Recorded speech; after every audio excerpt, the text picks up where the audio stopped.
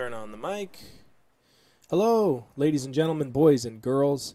It is Charlie with Mountain Man Digital, back at it again. And what I want to talk about today, something that I haven't really covered. I think my gain might be a little high here, y'all. Something that I haven't really covered in a long time is what you should expect just from a web developer. Now, for almost all of you that are watching this, I really hope you are a business owner. So you do something other than manage your website. So you'd love to just have a checklist of like the 5 things that, if your web developer's doing them, let it keep cranking, right? Keep running your business. And so that's what I'm going to cover pretty loosely today. I'll tell you how we do it here at Mountain Man Digital and send you off to your weekend. So to dive right into it, there's basically 5 major things that I really think are most important. Whoops, and I'm on the wrong screen already. Batting 0, Charlie. Batting 0. All right, here we go. So there's really like 5 major things that I think are most important for website management. Okay, number 1 is going to be open communication. I think that this is very, very, very important. In fact, the first value of Mountain Man Digital, I have like a little value one sheet that the whole team takes a look at from time to time. I hope. I do. I like it. But number 1 is tell the truth, because in paradise, everyone tells the truth. So this is a very, very important tenet, I think, for anybody who's managing something for someone else. Because they have to know what's really going on. They have to know if there really are problems, things like that. And so there's a lot of different ways that a company can do this for you, right? One of the things that we implement with all of our clients is what we call a client portal. Okay? And what this is it's a place where not only are you able to submit a trouble ticket or submit a new piece of content you want on the site, but it lets you see the site's performance. It lets you see the work that we've done for the week, every single week inside of that portal. And it also keeps track of any of the changes we've made to the site historically. So you get to see all this information inside of your client portal. Now, your web developer doesn't have to go this far, but open communication needs to at least be like, you have a responsive email that you can talk to. Someone will reply to your email quickly. You'll get something done. You know what's going on if the website's down. You understand what's going to happen to bring it back up. Stuff like this, right? That's very, very important, I think. Woo, don't do that. No, you click and drag to move this thing. Losing my mind, everybody. Losing my mind. Number 2, and I really think if you're paying any type of web developer, like a person who's managing your site, number 2, I think, is email. Okay? You should be able to have an @yourwebaddress.com email address that's just free with the site. And we do this for all of our clients because setting up an email is kind of just a part of website hosting. You do need to have like another suite that runs it, but like there's free softwares you can use. You can make it work.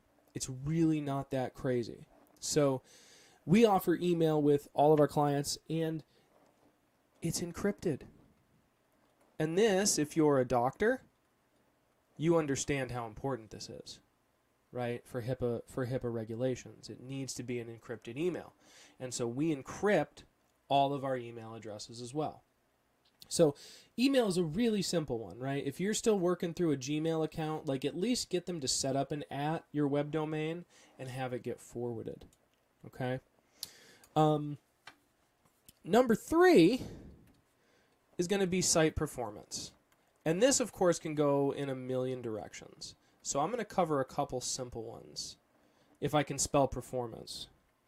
Oh, boy. Sorry, y'all. I'm still recovering from COVID.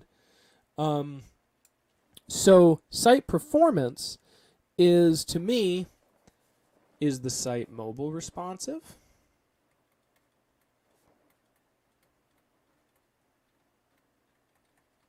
Okay, does it load on a cell phone? Can you understand what the site looks like on a cell phone? Is it easy to navigate? Does it load fast? And if it doesn't load fast, are they working on it?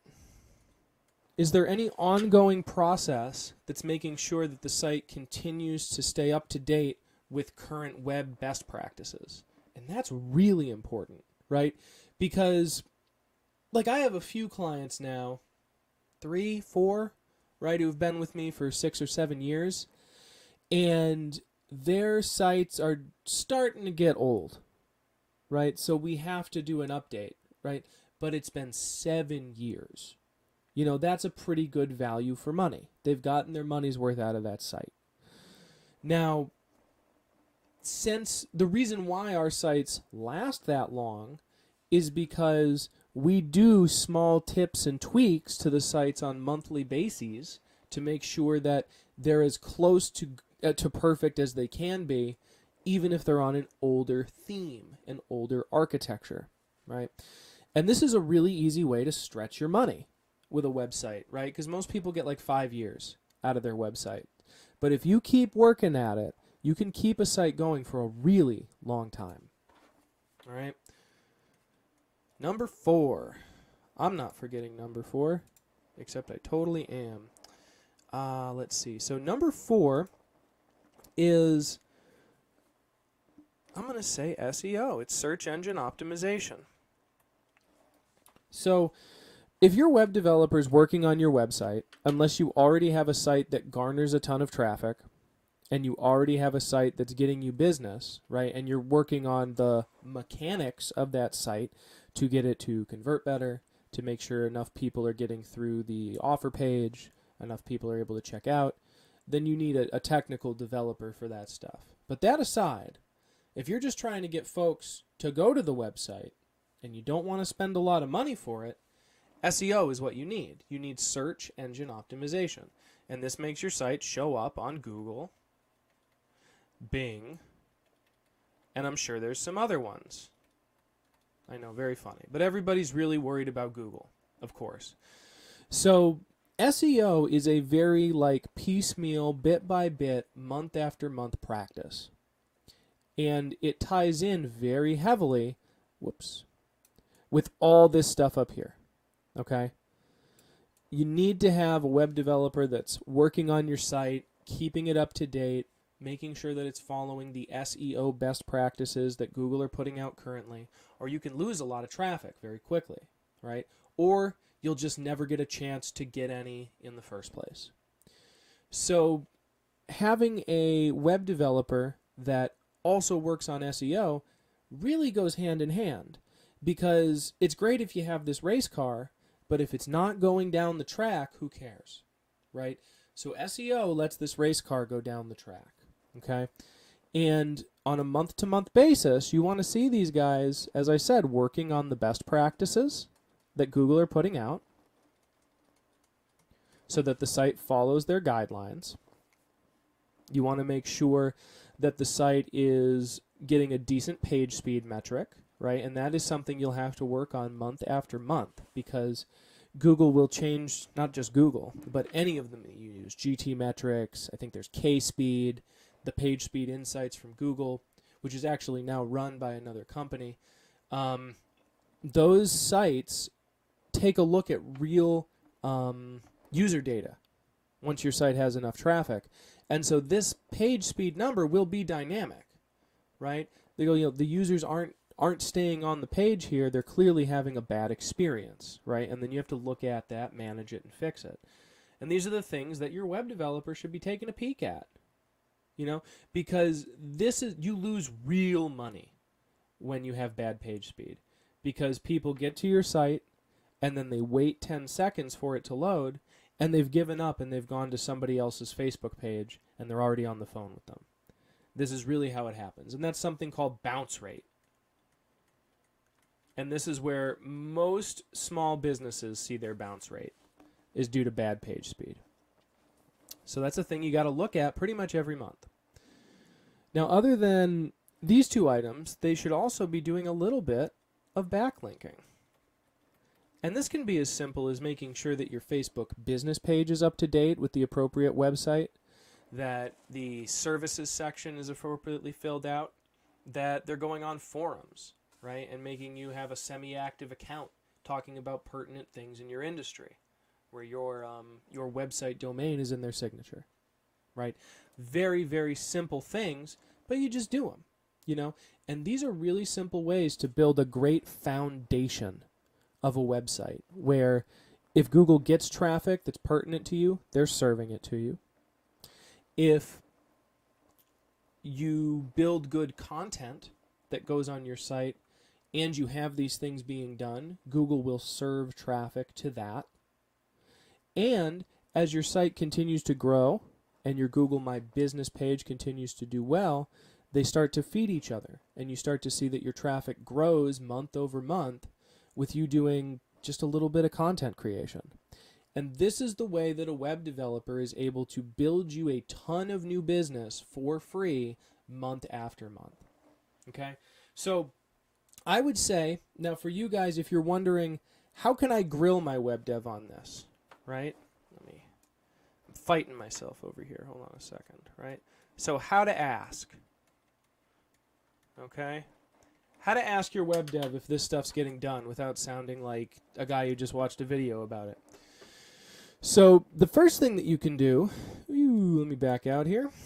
So the first thing we want to do is just open communication. So send them an email. Hey, so-and-so, I haven't taken a look at the website in X number of time, right? Could we get on the phone sometime soon? Right? Definitely do that. Then when you get on the phone with them, tell them you want a company email, right? If they try and charge you for it, ask them why it costs money. Because it really should just be free. So there's that. Now, site performance, right? This one, I think, if any of you've watched my videos before, you're going to know what I'm going to show you here. So if you go here, page speed insights, and you type that into Google, you get this great little page. And you just go here and type in your website domain and then hit analyze, right? And do this with your web developer and ask him why it is the way it is, right? And that right there, my friends, will tie into a lot of this stuff right here, right? Your slow page speed right here. It doesn't look good on a cell phone. It doesn't load fast. Haven't you guys been working on this? Why is the speed so low, right? Then we can do SEO, okay? So we want to talk a little bit about SEO. Can we take a look at how the site's ranking on Google? Well, sure. So the site for that can be either Ahrefs. This is what we use for our clients. And it's a little bit pricey, but it allows you to get a really, really good snapshot of how your sites are doing on Google. It's very, very powerful. So I think they do like a 7-day trial for $7. So if you really want to bring some good information to your web developer, this is a great thing to use. It's just as simple as anything else. You put your web domain in, and then it'll bring back the data for you. But if you want to do it for free, you can also use, you guys are seeing this, right? Yeah. You can also use spyfoo.com. And this also has a paid version, but the free one, for a lot of you, if you're really just wondering where to start, it'll be plenty for you. You know, oh, I'm actually showing up for a few pertinent keywords. Great. And then you can work forward from there. Or I'm not showing up for anything. What's wrong? Right? And you can take a look at that stuff. So these are the two softwares that I use whenever I talk to any of my clients, actually. I use SpyFoo. And I use Google PageSpeed Insights because they're third-party softwares. They're free. They can pull up the same reports as me, right? So we're looking at the same data together. And I use Ahrefs to help me make technical decisions to get them better traffic. But I find it better to use this third-party source that neither of us have a stake in. You know, just kind of like makes it feel more fair to me. So that's how we do it here, right? We keep a constant monthly track of what's going on with the client sites, give you free email, and we do SEO work every single month to help your site rank better month after month, year after year, so you get a real asset that when you sell the company, you go, oh yeah, this site's on page 1 of Google for 45 keywords and makes us about $5,000 a month. You know, that's another $60,000 on the bottom line of the company when you sell it. So if you guys are interested in having the same thing for your company, I am looking to take on some clients in February. So if you'd like to do that, comment down below and I'll be sure to get in touch with you. Thanks so much for watching, and I will see you guys in the